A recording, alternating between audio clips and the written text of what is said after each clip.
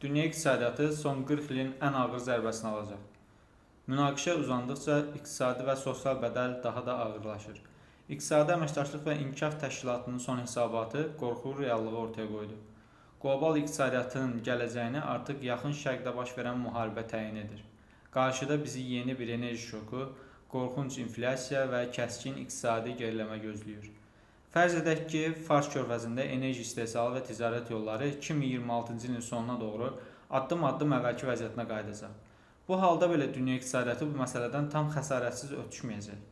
İqtisadi Əməkdaşlıq və İnkişaf Təşkilatı proqnozlaşdırır ki, qlobal iqtisadi artım bu il 2,8%-ə düşəcək. Əgər yaxın şərqdəki bu xaos 2027-ci ilə qədər uzanarsa və körfəz ölkələrindən neft və qaz ixracı dayansa, enerji qiymətləri kəskin sürətlə artacaq. Qlobal maliyyə bazarları daralacaq. Bu acınacaqlı ssenaridə qlobal iqtisadi artım tempi 2027-ci ildə 1,8%-ə qədər enəcək. Hətta nikbin ssenaridə belə G20 ölkələrində inflyasiyanın bu il 4%-ə qədər yüksəlməsi gözlənilir. Ən acınacaqlısı isə budur ki, bu böhran gələcəyin texnologiyalarını da vurur. Şirkətlər risklər səbəbindən investisiyaları dayandırır.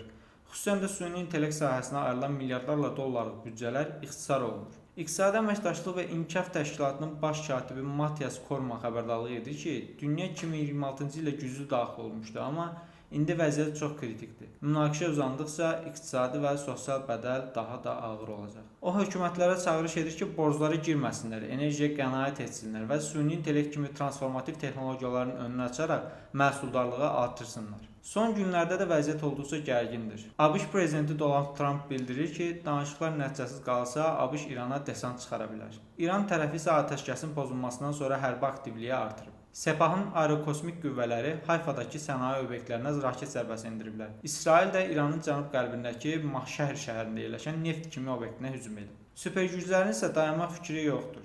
Hər kəs sülhə və sakitliyə çağırış etsə də vəziyyət gərginliyini qoruyur. 9 nüvə gücü, nüvə arsenallarını modernləşdirmək və genişləndirmək proqramlarını davam etdirirlər. Dövlətlər getdikcə daha çox milli güc aləti kimi nüvə silahlarından istifadə edirlər. Stokholm Beynəlxalq Sülh Araşdırmaları İnstitutu deyir ki, dünyada 12187 döyüş başlığı var ki, bunlardan 9745-i potensial istifadə üçün ambarlarda saxlanılır.